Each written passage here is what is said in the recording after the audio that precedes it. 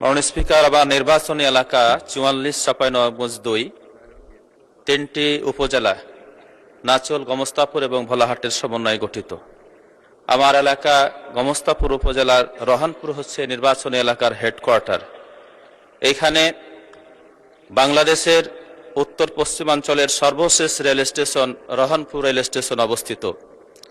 এটি একটি ব্রিটিশ আমলের বাণিজ্য কেন্দ্র, ব্যবসা কেন্দ্র। ভারত থেকে পণ্যবাহী রেল এই পথ দিয়ে বাংলাদেশে প্রবেশ করে। এখান থেকে হাজার হাজার কোটি কোটি টাকার রাজস্ব আয় বাংলাদেশ সরকারের হয়ে থাকে। শিক্ষা, ছাত্রছাত্রীরা ঢাকায় আসে, শ্রমিকরা আসে, ব্যবসার জন্য শত শত মানুষ প্রতিদিন ওই এলাকা থেকে ঢাকায় আসতে হয়।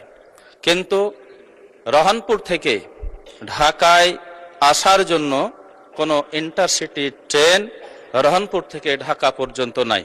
মাননীয় স্পিকার, আমি আপনার মাধ্যমে মাননীয় রেলপথ মন্ত্রী মহোদয়ের দৃষ্টি আকর্ষণ করছি, যদি একটি ইন্টারসিটি ট্রেন রহানপুর থেকে ঢাকাগামী চালু করা হয়, তাহলে এই নির্বাচনী এলাকার ৩টি উপজেলা সহ পার্শ্ববর্তী নওগাঁ জেলার ২টি উপজেলা এবং চাঁপাইনবাবগঞ্জের পার্শ্ববর্তী শিবগঞ্জ উপজেলার কয়েকটি ইউনিয়নের মানুষ এখান থেকে বহুবিধভাবে উপকৃত হবে।